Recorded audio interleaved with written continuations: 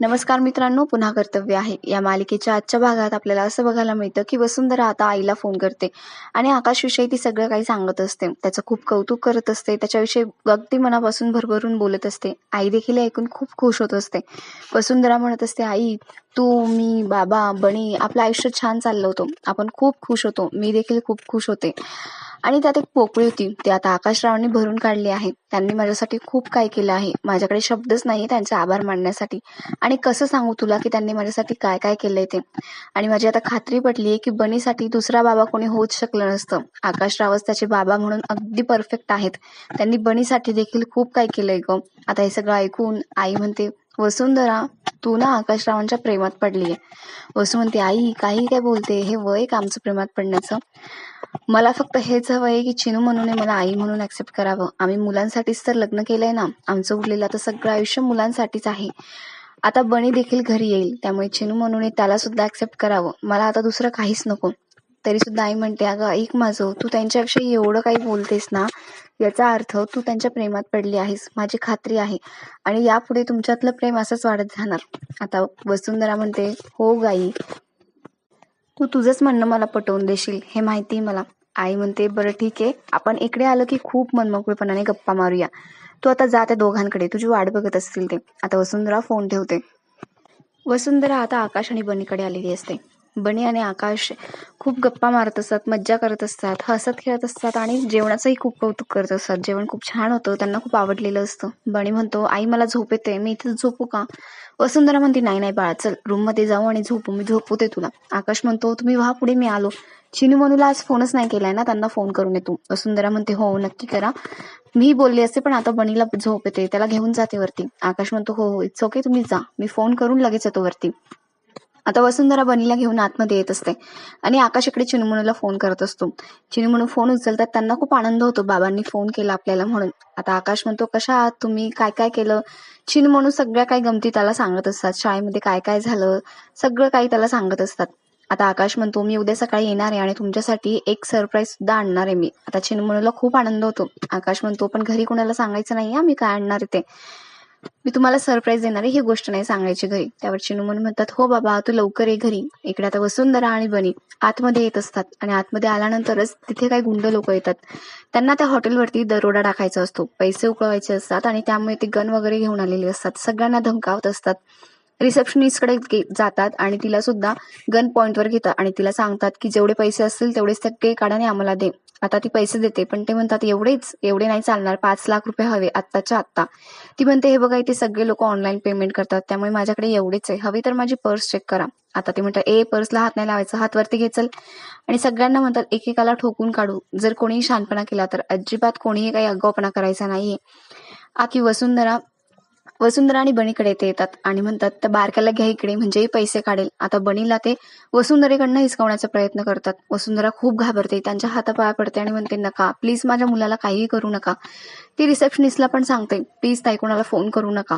तुम्ही जर कोणाला फोन कराल तर माझ्या मुलाचा जीव घेतील हे. प्लीज असं काहीही करू नका." ती माणसं म्हणत असतात, "कोणी शहाणपणा करायचा नाही, पोलिसांना कोणीच फोन करायचा नाही, नाहीतर हा बारका ढगात गेला असं समजा." आता सगळे लोक खूप घाबरलेले असतात. वसुंधरा गुपचूप प्रयत्न करते आकाशला फोन करण्यासाठी, पण तरी सुद्धा तिला काही करता येत नाही, कारण सगळे जी गुंड लोक असतात ते तिच्यावर नजर ठेवून असतात. आकाश बाहेरच असतो. ती मनातल्या मनात विचार करते की आकाशराव हे सगळ्यांमध्ये फसायला नको, त्यांनी आतमध्ये यायला नको, त्यांना कळवायला हवं.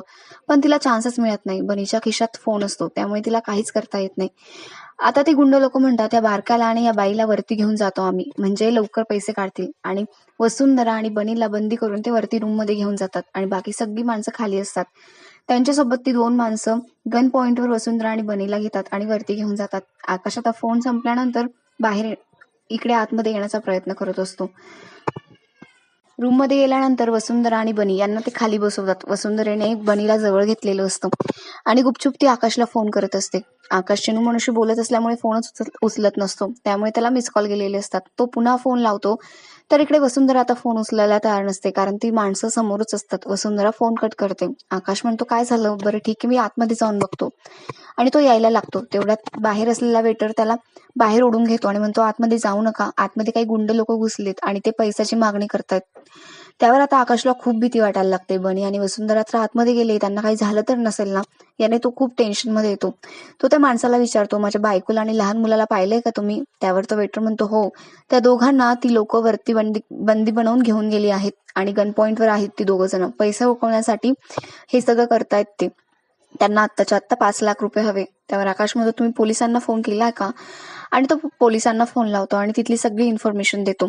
आता आकाश म्हणतो, काय करावं? तो त्या वेटरला विचारतो, इथला इलेक्ट्रिक मीटर रूम कुठे आहे? त्यावर तो वेटर म्हणतो, प्लीज तुम्ही काही आगाऊपणा करू नका, नाहीतर तुमचा मुलगा आणि बायको यांचा जीव धोक्यात आहे. आकाश म्हणतो, माझ्या मुलाला आणि बायकोला मी काहीच होऊ देणार नाही. त्यांची जबाबदारी आहे माझ्यावर आणि त्यांच्यासाठी मी वाटेल ते करायला तयार आहे. प्लीज तुम्ही मला सांगा मीटर रूम कुठे? आता आकाश तिकडे जातो आणि सगळ्या लाईट्स ऑफ करण्यासाठी तो प्रयत्न करत असतो. इकडे वसुंधरा म्हणते, काहीही करून आकाशरावांना कळवायला हवं. ती आता पोट दुखण्याचे नाटक करते आणि म्हणते, दादा प्लीज मला वॉशरूमला जाऊ द्या ना, मला किडनीचा प्रॉब्लेम आहे हो. त्यावरती लोक म्हणतात, नाही तुला कुठेच जाता येणार नाही आणि शानपणा करायचा नाही. पण त्यातला एक माणूस म्हणतो, जाऊ दे रे, तिला परत काय झालं तर आपल्या अंगावर येईल. ठीक आहे तू जा, पण ह्या मुलाला इथेच ठेवायचं. ती बनीला गुपचूप सांगते, बाळा इथे शांतपणे बसून जा, मी येईपर्यंत. मी आतमध्ये जाऊन बाबांना कळवून येते. ती आता साडीच्या पदरामध्ये आपला फोन लपवते आणि बाथरूम मध्ये जाते. आकाशला गुपचूप फोन करते आणि आकाशला सांगायला लागते की आम्ही रूम मध्ये आहो. बनी खूप घाबरलाय. आकाश म्हणतो, तुम्ही कशा आहात? व्यवस्थित आहे ना सगळं? म्हणजे त्यांनी काय केलं नाही ना तुम्हाला? आता वसुंधरा म्हणते, नाही आम्हाला काही झालेलं नाहीये, पण बनी खूप आकाशराव खूप डेंजर आहेत, होई लोक कधी काही करतील. बरं तुम्ही कुठे आहात आणि इकडे लवकरात लवकर येण्याचा प्रयत्न करा. आकाश म्हणतो, तुम्ही काही टेन्शन घेऊ नका, मी करतो काहीतरी. आता ती माणसं म्हणतात की ह्या बाईला आतमध्ये जाऊन किती वेळ झाला आणि काय करते आतमध्ये? त्यांना डाऊट यायला लागतो आणि एक माणूस बाहेरून दरवाजा ठोकतो आणि म्हणतो, ए लवकरात लवकर बाहेर ये, नाहीतर मी दरवाजा तोडेना आणि तुझी आणि तुझ्या मुलाची अशी अवस्था करेल की तुम्ही कुठेही जाण्याच्या लायक राहणार नाही. आता वसुंधरा खूप घाबरते आणि आकाशने देखील त्या माणसाचा आवाज ऐकलेला असतो. तो सुद्धा खूप टेन्शन मध्ये येतो. वसुंधरा आता बाहेर येते आणि आकाश सगळ्या लाईट्स ऑफ करतो. आता त्या माणसांना प्रश्न पडतो की लाईट कसं काय गेली, ते एकमेकांना विचारत असतात. इकडे वसुंधरा आणि बनी पण खूप घाबरलेली असतात. बनी म्हणतो, आई लाईट्स गेली, मला खूप भीती वाटते. वसू म्हणते, काही नाही होणार बाळा, तू शांत बस जरा. आता आकाश मागच्या बाजूने टेरेसवर चढण्याचा प्रयत्न करतो आणि वसुंधरेच्या रूम पर्यंत जाण्याचा त्याचा प्रयत्न चालू असतो. आता त्या माणसांना चावल लागते की रूम कडे कोणीतरी येत आहे. आवाज त्यांना येत असतो आणि ते चेक करत असतात. एक माणूस बाहेर जाऊन बघतो रूमच्या, एक माणूस खिडकीतून बघतो, पण कोणीच नसतं. तेवढ्यात आता आकाशची सावली दिसते बनीला. बनी बाबा म्हणून ओरडतो आणि त्या माणसांना कळतं की इकडे असेल बहुतेक आकाश, आणि ते रूमच्या बाहेर जी खिडकी असते तिकडे गन दाखवतात आणि बाहेर येण्याचा प्रयत्न करतात. आकाश आता तिथेच लपलेला असतो पडद्याच्या मागे. तो त्या माणसाला आतमध्ये ढकलतो आणि आतमध्ये येतो. दोघांनाही मारायला लागतो आणि दोघं माणसं देखील त्याला मारायला लागतात. एकमेकांमध्ये खूप मारामारी होत असते. आता त्या माणसाला गन सापडते आणि तो वसुंधरा आणि बनीला गन पॉइंटवर घेतो. बनीला आपल्याकडे खेचतो आणि म्हणतो, ए काही शहाणपणा करू नको, नाहीतर तुझा मुलगा गेला समज. आता आकाश खूप घाबरतो आणि तेवढ्यात लाईट येते.